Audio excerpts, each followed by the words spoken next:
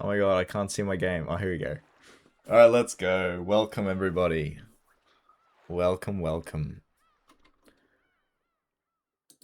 We're going no cam today for full immersion into the stream experience. I'm joined by Calman102. Say hello, Callum. Hello. And we're playing Umineko no Naku Koroni. Is that correct? Yeah, which translates to when the seagulls cry. There you go. Don't know if we'll be hearing the seagulls on tonight's stream. Maybe. It might be a very long stream indeed if we get to the seagull bit. Because this is a very long story, isn't it? Yeah, the totality of the story is, it took me like 160 hours reading by myself. But the first episode is only probably in the neighborhood of sort of 15. But we're not going to do 15 hours tonight. Okay, well, without further ado, we shall begin. And we're going to be doing some voice acting, guys. Get keen. Get keen. Amateur voice acting. Nah, mate, professional, man. We'll see. A bit of tutorial for you. Alright, I got a left click, guys. A little bit easier than TFT, this one, in terms of the controls. Yeah, I'd use the arrow keys as well. Advanced pro strategy. Can you see my cursor? Should I take it off? I can see it. I'm not sure if it... I don't think it appears in the stream, actually. Alrighty, who's Nanjo? Callum, are you Nanjo? Or is that No, me? you're Nanjo, mate. I'm going to be Kinzo. Alrighty. Again. So you still haven't overcome your love of alcohol. The old physician let out a sigh as he removed the stethoscope.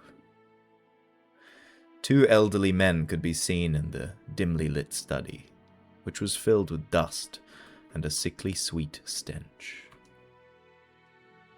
In the corner of this room, which was much larger than what most people would call a study, was an expensive-looking bed, a man undergoing a medical examination, and the physician conducting it.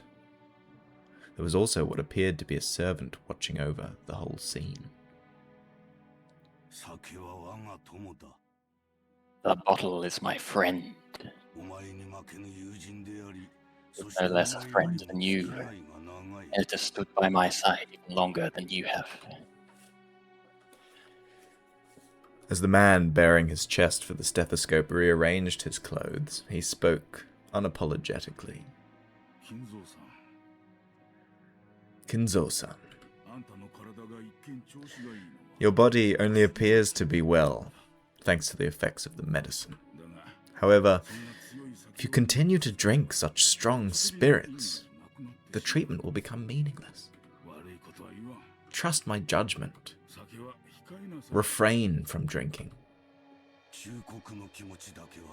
I thank you, though only for the sentiment. My friend. Genji. Another glass. Water it down slightly. That way Nanjo can save face.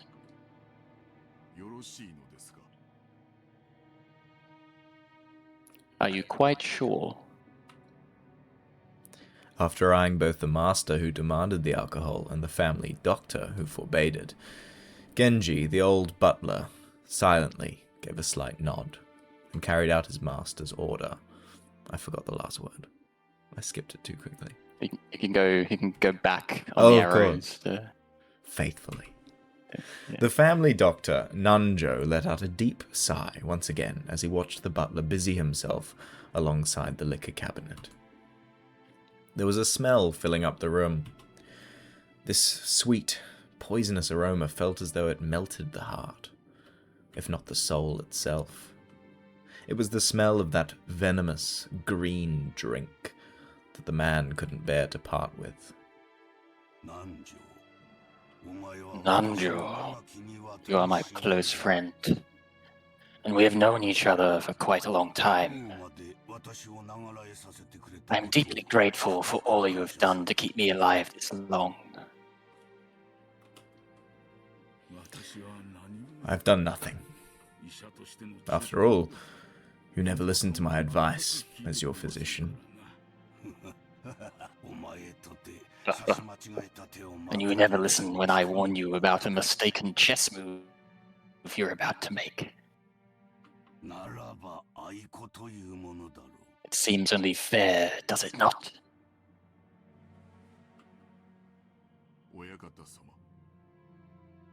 Master. Thank you. I wouldn't die if I ran out of your medicine, but I would if I ran out of this. Disregarding Nanjo, who had his face set in a resigned expression, Kinzo took the glass that Genji was holding out to him. Very few people would associate that venomous color with an alcoholic beverage. Nanjo. Be honest with me. How much time do I have left? Well now, how short must I make it to convince you to set the bottle aside? Nanjo once again let out a sigh of resignation. Then he finally spoke to Kinzo as the latter swirled his glass. You don't have long. Precisely do you mean by that? Let us illustrate it with the chess game here. You've very nearly achieved checkmate, but you've not yet cornered my king. Nanjo's gaze was directed at a side table with a massive chess set placed on top of it. Judging by the positioning of the pieces, the game seemed to be entering its final stage. Black's rook and bishop were cutting deeply into enemy lines. White's king had already been castled and cornered, so that even an amateur could see that the match would reach its conclusion before too long. Every time Nanjo came to give a medical examination, both of them would make a few moves. Nanjo was hinting that Kinzo would most likely fall into his eternal sleep before the game could be concluded. These were less the words of a physician than they were the words of an old friend. Were you a normal patient, I would recommend that you write a will at this point. And what is a will, Nanjo? Handwritten instructions to the vultures on how to devour and scatter my corpse? No, not at all. As the word suggests, it's a way for you to record your will for later generations. It is far more than just a means to divide up your inheritance. Oh. And apart from the division of the inheritance, what might I write of? You might write of your regrets, or matters you've left unfinished, things you want to pass down to others, or merely matters you wish to communicate. Anything you want.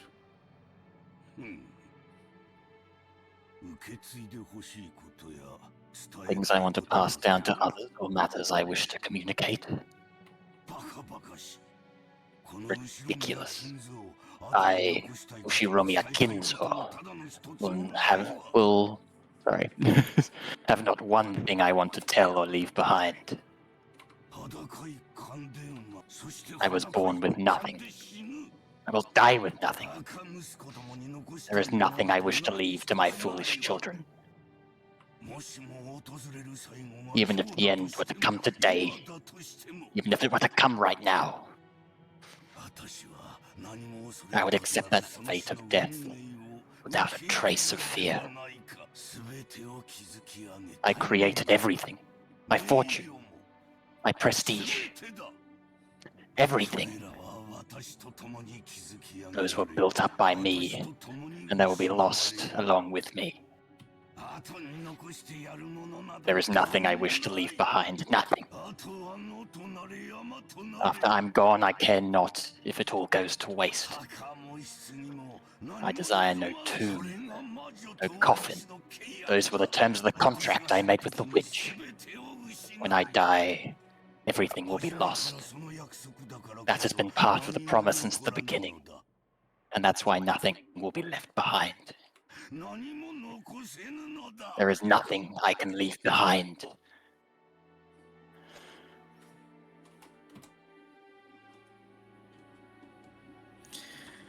After reaching a furious crescendo, Kinzo suddenly slumped over. His expression was limp and feeble, as though an evil spirit had possessed him and then left.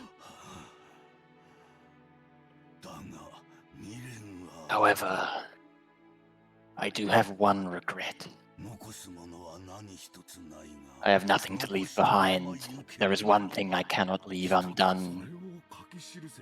You would do well to write it down. Oh, sorry. That's you. You would do well to write it down. Of course, it would be best if you could finish it before your time comes. However, even if the worst happens, those who come after you will carry it to completion.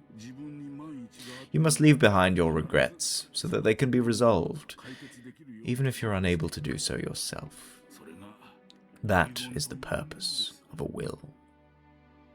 When Nanjo tried to gently pat Kinzo's shoulder, the dying man flew into a sudden rage and battered away Nanjo's hand.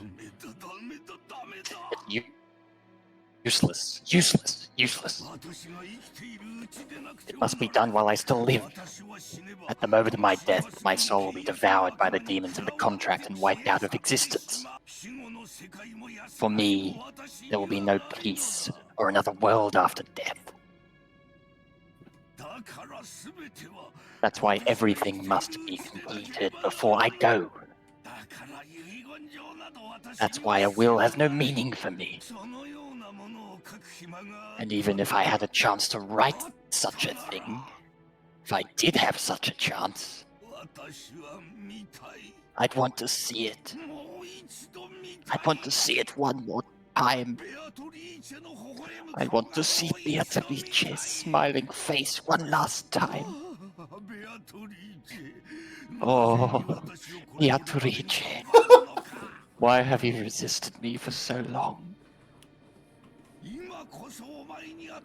I'll return everything you have given me. I'm prepared to lose everything. So please, show me your smile just one more time. Beatrice, I beg of you. You must be able to hear my plea. That's the kind of woman you are. I beg of you, show yourself to me. You're here, aren't you? You're standing there, invisible, listening to every word I say. And even now you're mocking me from somewhere in this room, aren't you? Please, here before me once more and smile. Feel free to scold me, even snatch away my life by your own hands if you so desire. I don't want to die alone like this. I cannot let myself die until I've seen your smile just one more time.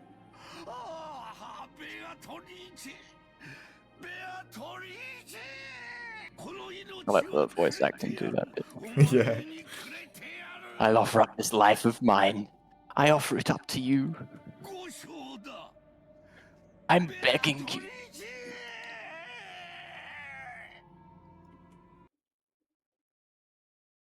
Well. Don't skip this time, but...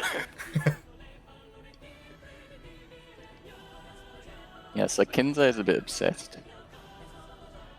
He's a cool character.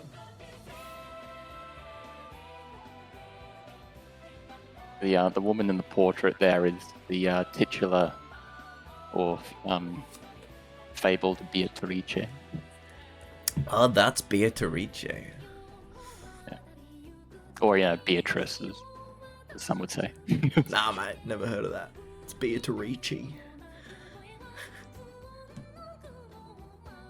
Got a bit of a preview of some of the characters we're going to meet. Yeah.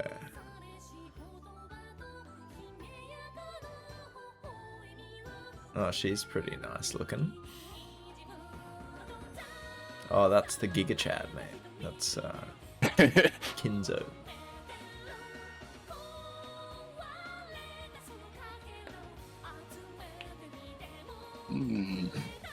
What could these visuals mean?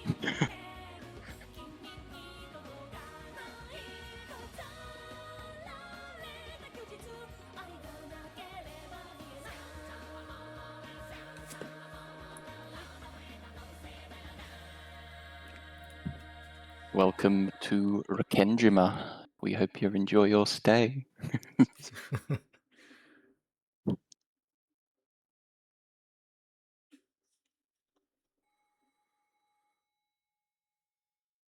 The first day.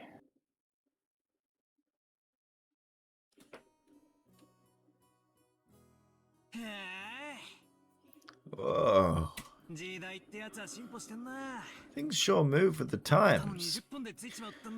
I can't believe we'll be able to make the trip in just 20 minutes.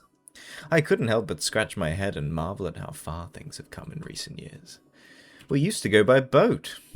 Back then, we were all forced to endure nearly half a day of swaying back and forth over the sea before we reached Nijima. Things have gotten so much more convenient these days. Still, I've never been on a plane this small. I've flown in a huge jumbo jet before, but this will be my first experience in such a tiny one. It's gonna shake, isn't it?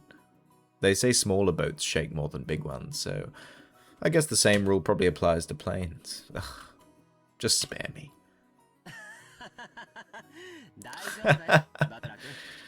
Don't worry, Badler-kun. It shakes much less than the boat did. Yeah. Is that you, George Aniki? Don't scare me like that. You just shaved 3 years off my life. Anyway, what's shaking got to do with anything? You don't think I'm actually scared of the plane shaking, or maybe falling out of the sky or something, right? Oh, of course not. My mistake. I see you've changed a lot since we last saw you. After all, it's been 6 years since then. You're not a kid anymore. Sheesh. And here you are, old enough to smoke and drink.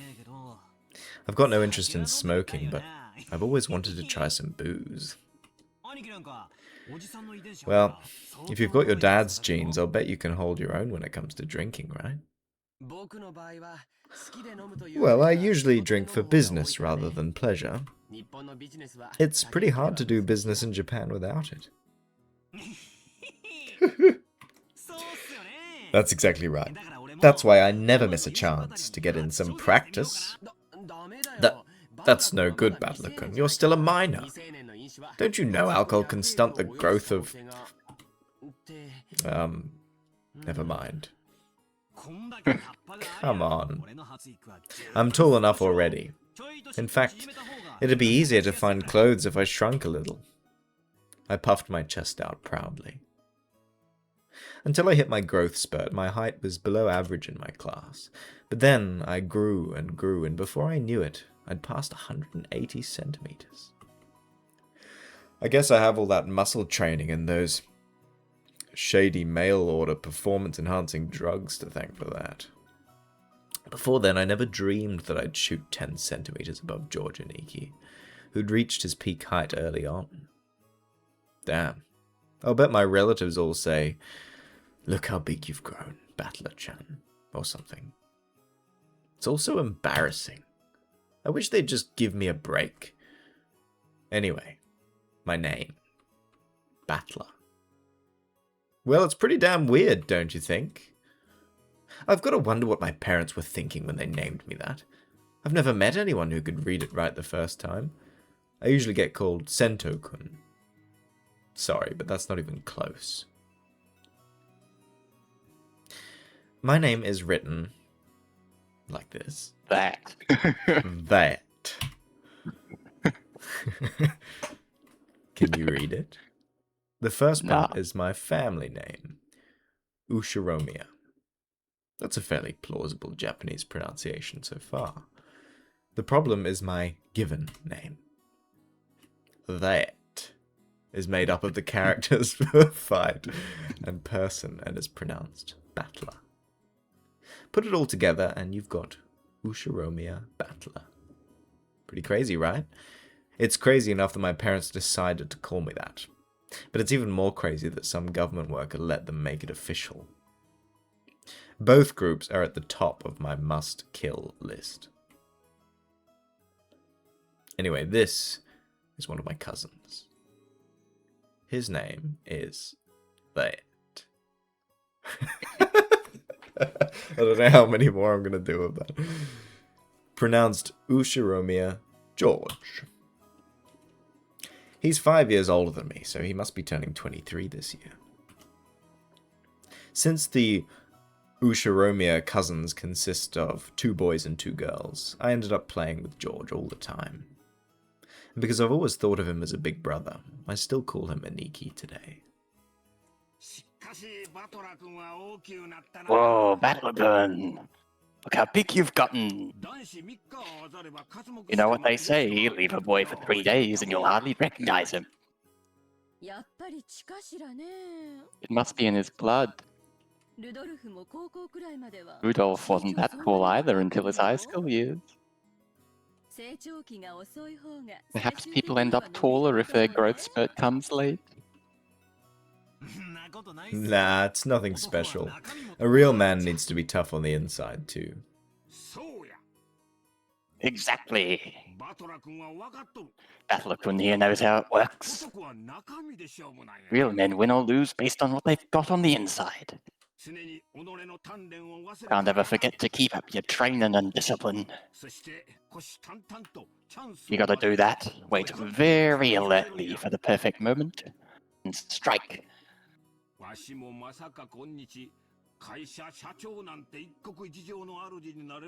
Now, I never even imagined that I'd become the company president I am today.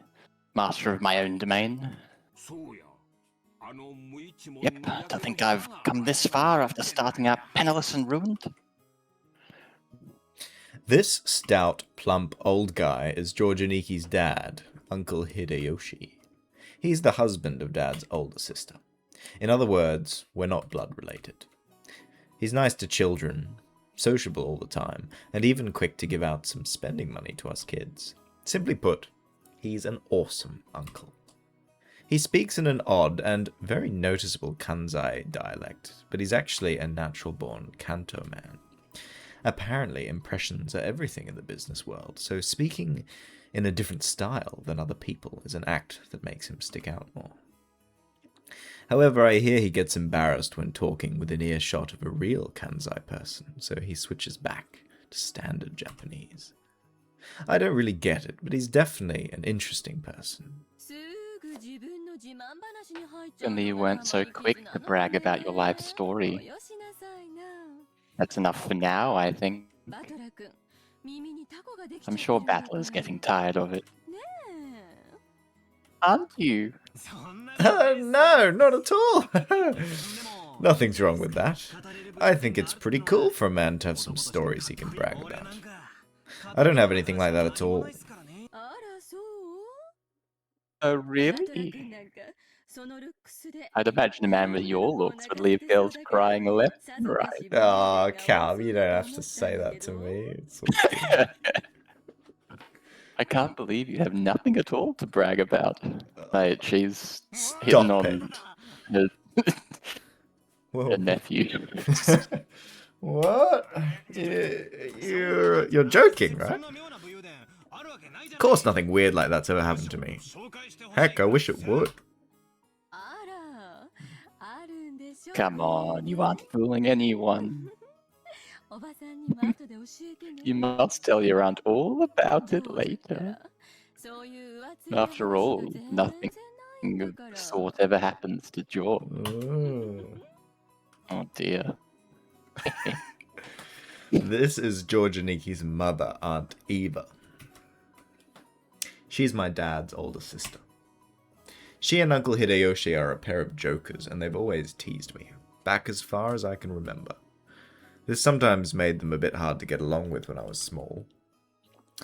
Well, I guess the events of the last 30 seconds prove that they can still be hard to get along with. Even so, George Aniki's family is interesting and fun, and they seem to get along just fine. Sheesh, that's pretty much the total opposite of my family. Battler-kun, have you seen Rudolph-san? What? He headed off to the bathroom a while ago. Is he not back yet? Maybe the poor geezer dropped dead. Num num num num num num. I have no idea what that means. What the hell does that mean? That's no way to talk about your own father. Still, this isn't the first time he's taken so long in the bathroom. Oh dear. Wait, is Kiri the mum of Battler? He'll explain the relationship in a moment. The guy's always been that way. Does he really have to take a magazine with him every time he needs to take a dump? And what on earth's he doing in there with those particular magazines? Oh, you don't need to worry about that at all.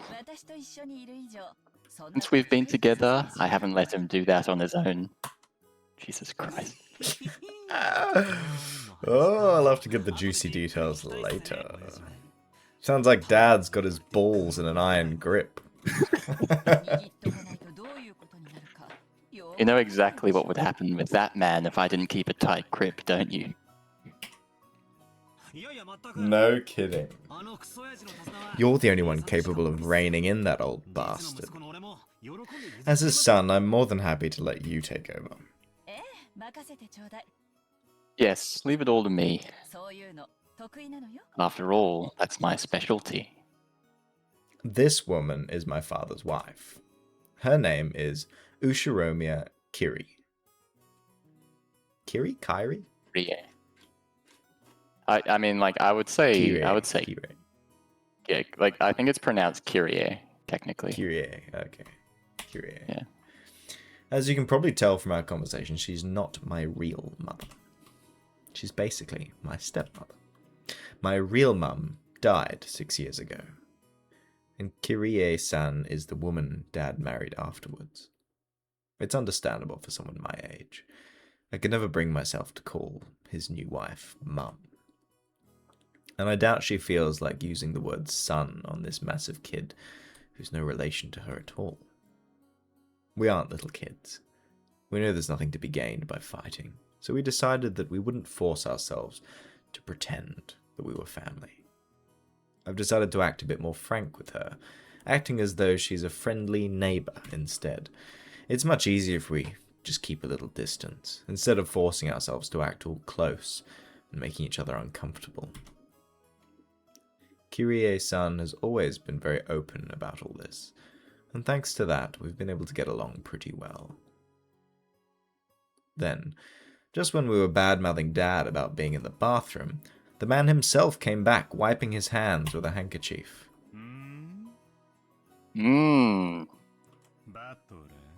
I guess I'll be Rudolph. We didn't discuss this. Yeah, but you can I'm taking. Hey, what's up, Dad? Hey, what's up? Oh, wait, I've already said that. Ow! Don't pinch my ear. Ah! So you've been talking trash about me with Mum again, haven't you? What makes it so hard to show a little respect for your father? Ah! Damn it! That hurts! You can stretch my ear all you want, but I'm not going to be able to fly. That hurts! Come on now. Up. Up. Down. Down. Left. Right, he's doing the Konami code. Left.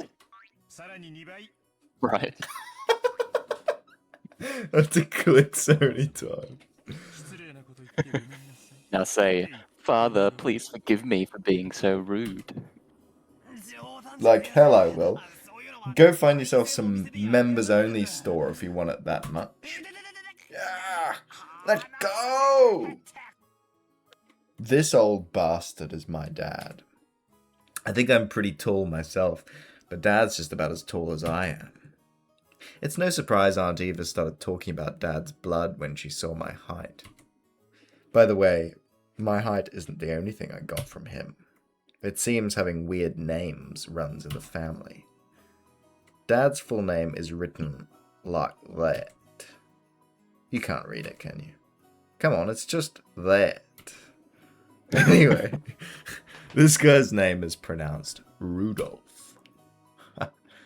He must hate Grandfather for giving him that name.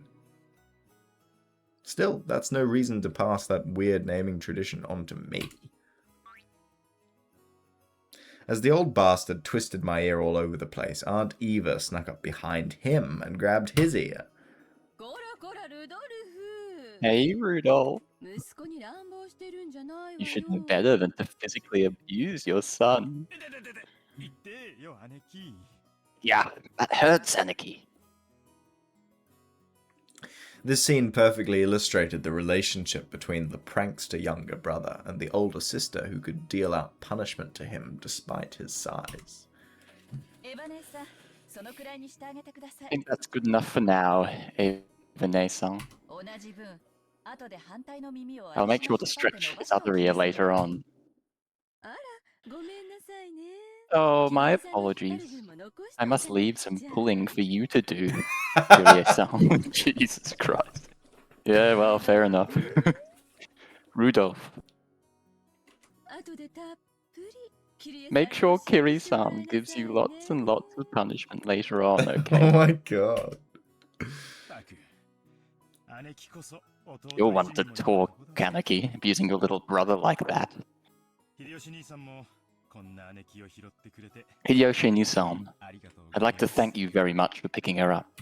If you hadn't been so generous, she'd still be unsold in the store. Oh my god.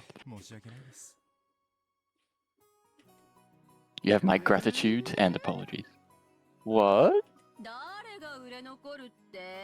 Who are you calling unsold?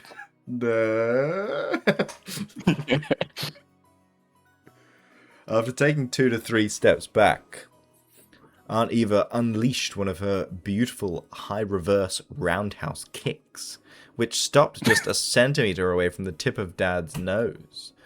After starting out with Tai Chi Chuan for her figure, Aunt Eva then developed an interest in the Chinese martial arts. After that, she went through karate, taekwondo, capoeira, and... I don't know how to say that. What is it she's learning now again? Well, anyway.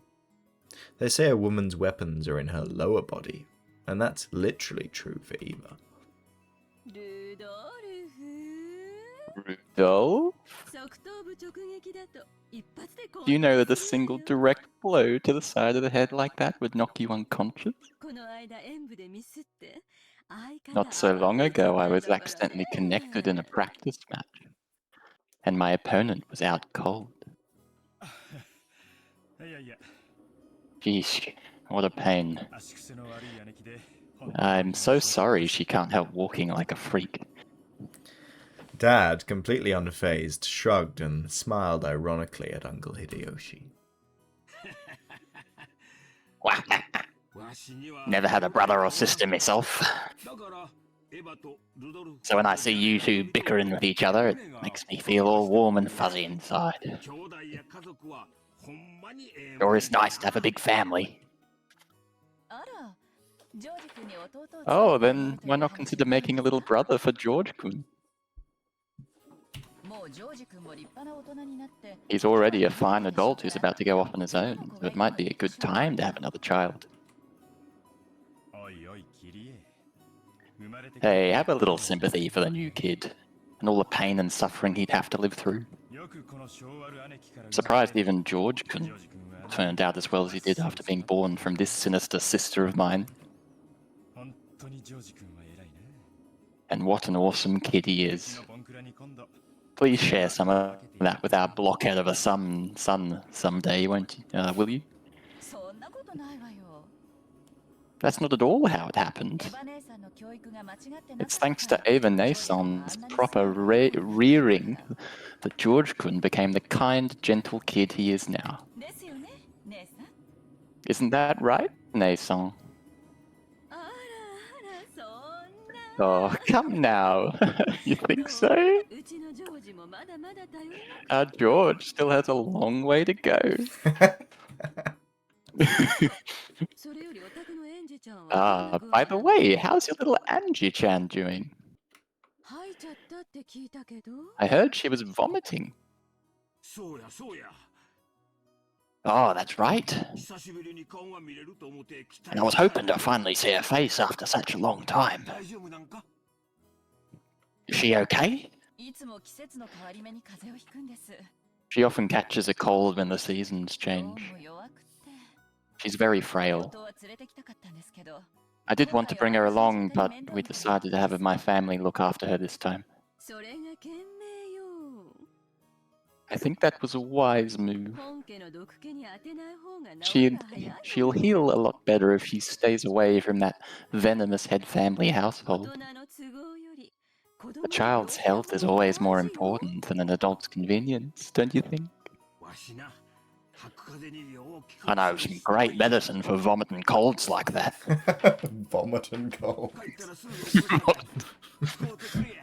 When we get back home, I'll send some to you right away. So please let her try some. Thank you very much, Hideyoshi-san. I'm always in your debt. And once the conversation suddenly veered off in that direction, we kids didn't have any chance of butting in. For now, I'm just happy Aunt Eva gave Dad his just desserts for tugging on my ear. Are we still waiting for the weather report? George Aniki pointed at the counter.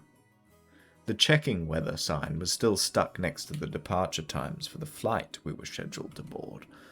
According to Aniki, smaller planes are more subject to winds and other effects of the weather, and it's not at all uncommon for flights to be delayed because of that. Wait a sec. We are totally sure it's not going to shake, right? From down here on the ground, it just looks cloudy, not windy. Well, I guess it's different up where the planes fly. The weather's a bit uncertain today. Aunt Eva looked at a TV in the lounge. The weather forecast was being broadcasted, informing us that a typhoon was approaching the Kanto region. Typhoon again? Guess there's no helping it. With the annual family conference being held in October, couldn't have chosen a better season. I agree. I've always hoped we could have it sometime around the Obon festival in mid-August. In that case, why don't you suggest that to Father and Nissan during the conference? Very funny. Why don't you do it yourself? Our brother would never listen to anything I suggested. No way. It doesn't really bother me that much to have it in October. I was just saying you might want to propose it, since you said you hate typhoons so much. I only said that typhoons always come around this time of year. You're the one that said you wanted to move it to the Obon festival, right? Well, you said it too last year. Didn't you say that it would be easier to fit into your schedule if we had it during the Obon festival? I never said anything like that. Oh, yes, you did. Mate, she's trolling. I certainly wouldn't forget something like that. No, I didn't. You're the one saying that all the time. Didn't you know? Stopping a kick just a hair's breadth away from impact is a very high-level technique. Sheesh. Women your age shouldn't spread their legs like that. Whoa. Dad and Aunt Eva's argument looked no different from a couple of brats quarreling. Even though they usually behave like normal parents, they turn right back into kids again when they meet their siblings at these family conferences. You're the one who looks like a real adult, analyzing it calmly. I hope I never turn out like that old bastard. I'd much rather end up as an intellectual adult, like you, Aniki. Like me? Oh, I still have a long way to go. I still have very little experience out there in the real world, and I need to work on becoming more confident and sociable. I think you've far surpassed me on all those counts, Badler-kun. I'm sure you'll outstrip me fast enough when you become an adult. George Aniki scratched his head and laughed, as though trying to hide his embarrassment. Of course, he was just being humble. Aniki entered a university and became an apprentice at Uncle Hideyoshi's company at the same time, studying both academics and how to become a business emperor in parallel. Then, right after graduating, he got into Uncle Hideyoshi's company as his father's aide, piling up a lot of real-life experience as he devoted himself zealously to his work. His great dream is to one day stand on his own and build up his own kingdom. Aniki is a real paragon of a man, sparing no effort as he strives towards his goal. It's no exaggeration to say that I really respect him. And then there's me. I'm nothing at all like Aniki. I'm living my happy-go-lucky, idle high school life to the max. I've got no dreams for the future. I'd like to just sit back, stay cool, let the money flow in. But of course, that could never happen. When Aniki was my age, he'd already formed an impressive objective and had started devoting himself towards studying for that goal. So I guess I can't compare it all. My dad just says, sure, you can study at my company, if you like cleaning toilets. Damn it, I'm not going to be in debt with that old bastard. I'll find my way myself. If only willpower was all it took to become an adult. Should I go on one of those self-searching journeys that are all the rage these days? Well, it's not like I could mooch off my parents for that kind of money. Right then, Uncle Hideyoshi shouted out loudly. He's a really nice person on the whole, but he does have a problem controlling the volume of his voice. When I looked over, I saw that he was greeting Aunt Rosa, who had come late. Oh! He just, for some reason, he reminds me of Jacob. Ow! Yeah, Can't control his voice. Yeah. If it isn't Rosa-san! Maria-chan! Long time no see! Are you gonna be this one, Callum? I feel like I should save you from the suffering that is voicing Maria. Okay. But you can be Rosa, I reckon. Alright. Or every time the adults have a conversation, it's just gonna be me talking to myself. Like, long time no see.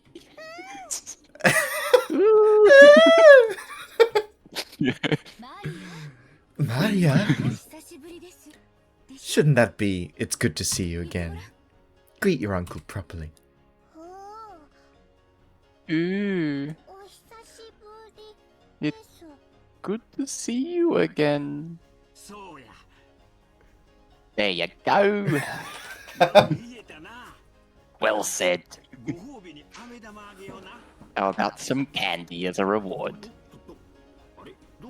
Oh, huh? Where'd I put it? Rosa-san, it's good to see you again. Good to see you too, Maria-chan. It's been too long, Kirini-san. Hideyoshi-ni-san.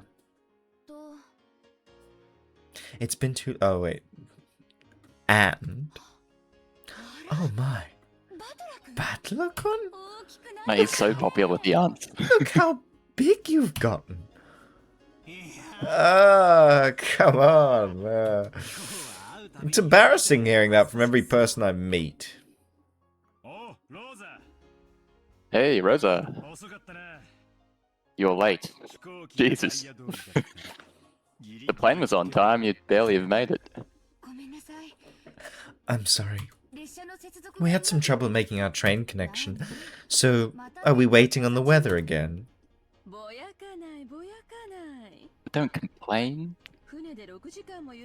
I much prefer the 30-minute plane trip to spending 6 hours bouncing around on a boat. Even if we're kept waiting for another hour, it's still much faster overall. Maria-chan's gotten huge too. So how tall are you now? Oh. What does that even mean? It's like a noise she makes. So how tall am I now? Marie-chan parroted Uncle Hideyoshi's question, looking up at her mother. I guess she doesn't remember her own height. She's probably right in the middle of a growth spurt, so her height must change every month. Give it a few more years and she'll suddenly start looking feminine. Just how tall were you the last time you got measured? You keep getting bigger and bigger, don't you? Right? Ooh. I think she's grown a lot since last year. Let's see. She turned 9 years old this year, didn't she? 9 years old.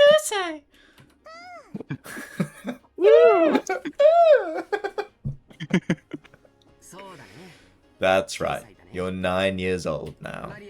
Glad to see you're doing well too, Marie-chan. It's Maria, by the way. Oh, Maria-chan.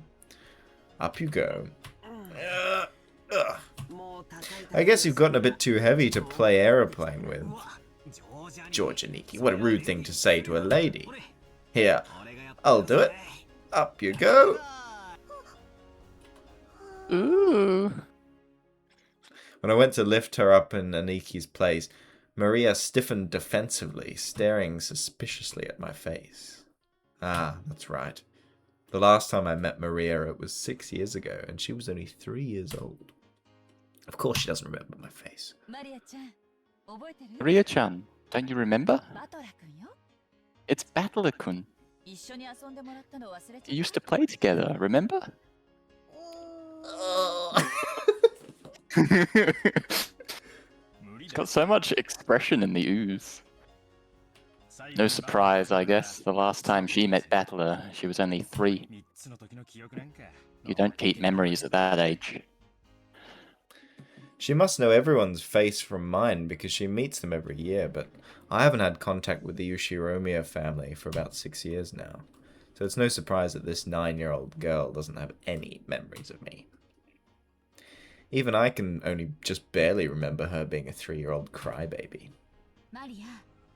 Maria, this is Battler Oni-chan. Rudolph Nisan's son. Understand?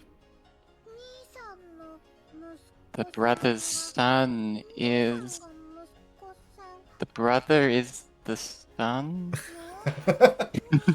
Hmm? Ooh. That ooh sound is probably her brain going into overload at that complicated explanation. I guess the phrasing of that was a bit confusing. Ni or oni, the title you'd use to refer to an actual older brother, can also be a friendly honorific for a boy who's only a bit older than you. It's just like ni or oni, the word for big sister. I think it's ne or one. Okay. For the sister, yeah. Ne or one. Maria-chan. This is Battler-kun. He's your cousin, like me. Like Georgie Oni-chan?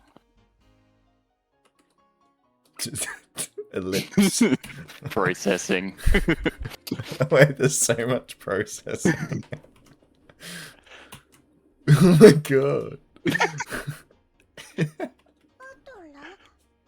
Battler? Cousin? Ooh.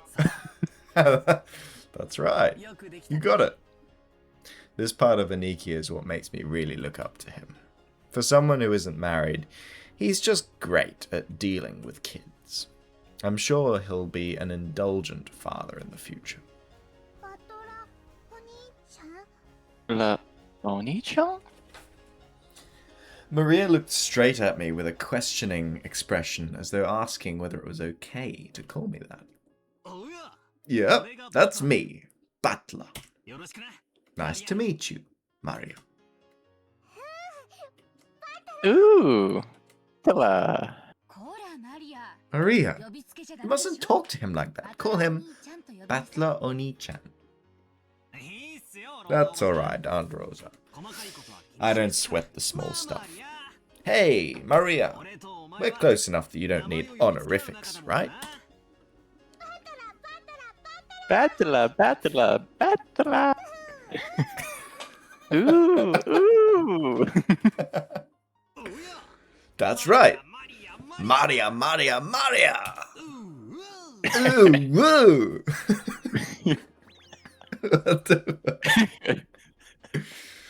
We horsed around for a while to make up for the 6-year gap in our friendship. She probably still thinks of me as nothing more than a big new friend, but things will probably work out as we get to know each other again. But I'm surprised. She's just the way I remember her being 6 years ago. Seems that people just don't change that much after all. I'm a bit happy that she's still the pure, innocent girl I remember. Her name is written like that. Of course, that is pronounced Maria. The third character looks like a cross, which is pretty cool.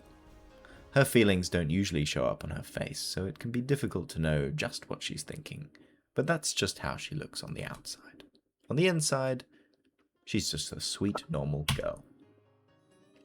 Then there's Maria's mother, Aunt Rosa. She's my dad's younger sister. Rosa is written like that. Here's a name that's totally not Japanese. Sorry to say it, but her name's almost as ridiculous as Dad's. I've got to respect her for not ending up as screwed up as he is. When I think about it, all the names in my family sound foreign.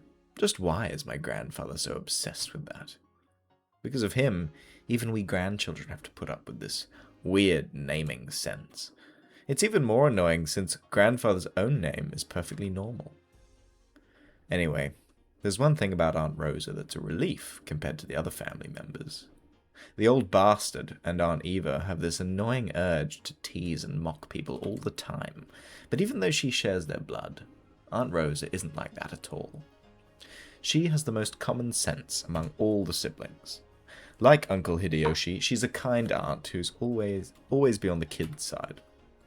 However, probably because she's more strict as a parent, she's not liberal with handing out spending money like Uncle Hideyoshi. So she's a cheapskate. Alright. Now we have the entire group of family members who are going to board the plane. Oh, sorry, that was the end of a sentence.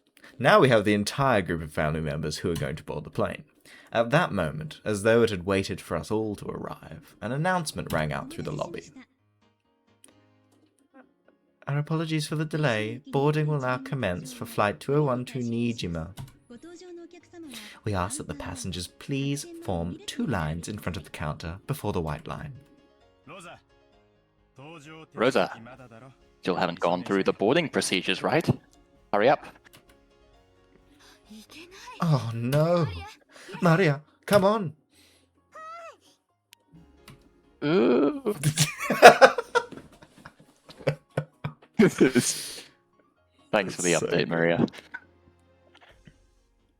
Alright, we'll get through this next little phase and then we'll call Yeah, it there's like a title crawl when they board the plane that would be, like, after that would be a good stopping point. We had to go through a metal detector before going out onto the runway. Our small plane wasn't as massive as an international flight, but it was still a plane. A staff member holding a metal detector checked us all. Once all of us cleared the check, we followed the staff member out onto the runway. Come to think of it, everyone here is in the Ushiromiya family. It's like this is a reverse charter flight or something. Our Reserved charter flight. What did I say? Reversed. Reversed. Reserved charter flight or something. Our group stopped in front of the entrance to the airplane. Then our guide turned around and spoke, looking down at the passenger list as he did. Boarding will now commence. As I call out the names on the passenger list, please take your seats in order, starting from the front row on the right side and going from right to left onto the next row. I will now begin reading the passenger list. Ushiromiya Hideyoshi-sama? Oh, I'm first. Right here. By the way, you have some candy, Eva? I've been looking all over for some, but I can't find any.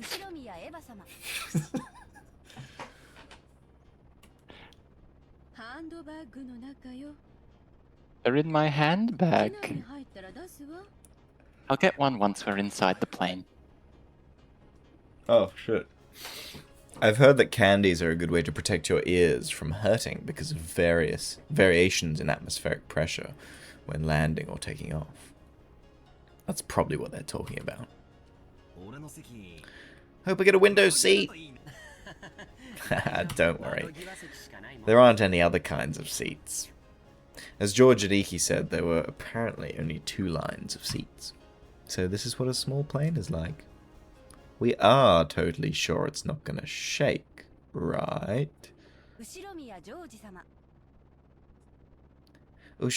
George-sama. Right here. Don't worry, Badler-kun, it won't shake too much. Ushiromiya Butler-sama. Niki. What do you mean not too much? You can just swim if you fall from a boat, but if a plane crashes, you're screwed, right? We all get our own parachutes in our seats, don't we? Wait, we don't? Ushiromiya Rudolph-sama. Come on, battler. Standing there slack-jawed and get in. Ow, Dad! Don't push me! We don't get parachutes! Ushiromiya Kirya-sama. Okay, you two, stop fooling around. Let's move on in. Ow! Kiri! Don't push me! This blockhead isn't moving. Ushiromiya Maria-sama. Ooh! Let's move on in. Ushiromiya Rosa-sama. Maria, be quiet.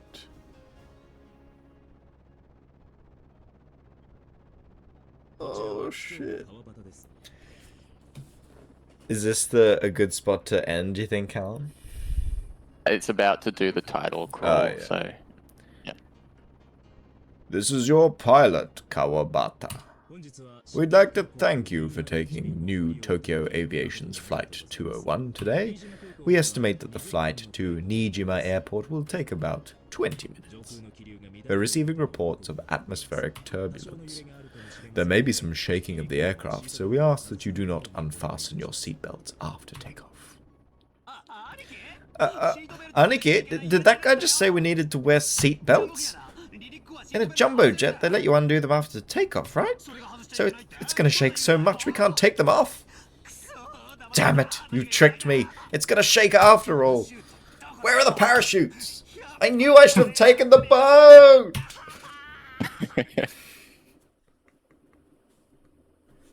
Now we can just enjoy the music. Oh, fuck yeah.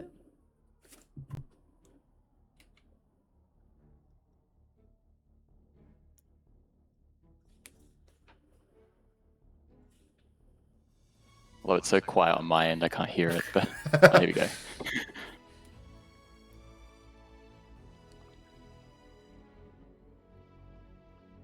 So we got Ushirimiya George, Jessica, which I haven't met yet.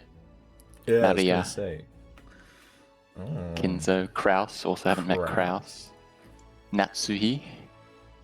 Of course, we've met Ava and Hideyoshi. And we've met these guys as well.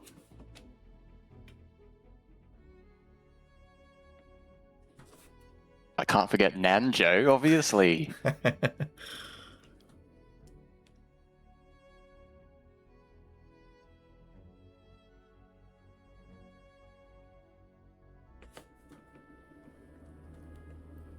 And so we're going to the island where all the shit's gonna go down.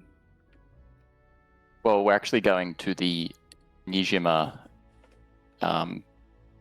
port to catch a boat to the island. So we're not there yet.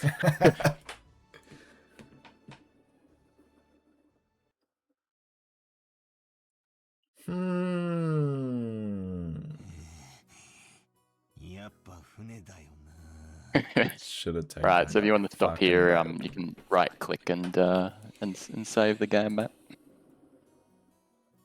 System? Yeah. System, save. And then, yeah, you can overwrite that first one since that was the test. Cool. And we just go exit? Yeah, and then we'll go back to the menu if you want. System titled back. Oh, yeah.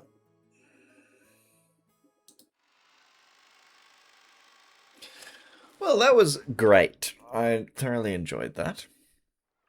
Yeah, like the first 6 hours definitely filters people because some people are like, oh, it's so boring. There's no respect for the learning the characters' experience. Yeah. Well, we've met quite a few of them now, but still some more to meet. A lot of characters. Yeah, the ones that live on the island and work on the island, we haven't met yet, but we've met all of the ones that aren't permanent residents. Yeah. Cool. Well, I hope you enjoyed that, guys. We might be probably going to do a little YouTube series in conjunction with the Twitch streaming. So check it out on, I believe my YouTube is Pirate Man. TFT, I think. Oh, it's TFT. Okay. I kept changing it based on which game I played the most, and it kept changing. I might have to change it back again. But anyway, yeah, hopefully that intro cinematic didn't mute the VOD. Nah, it should be we'll okay. see. Yeah. Usually it's just like I can play a lot of music that doesn't get muted generally. Yeah, cool. It's just like some random songs. Alrighty, thanks guys, thanks for listening, and we'll catch you in the next episode. Peace out.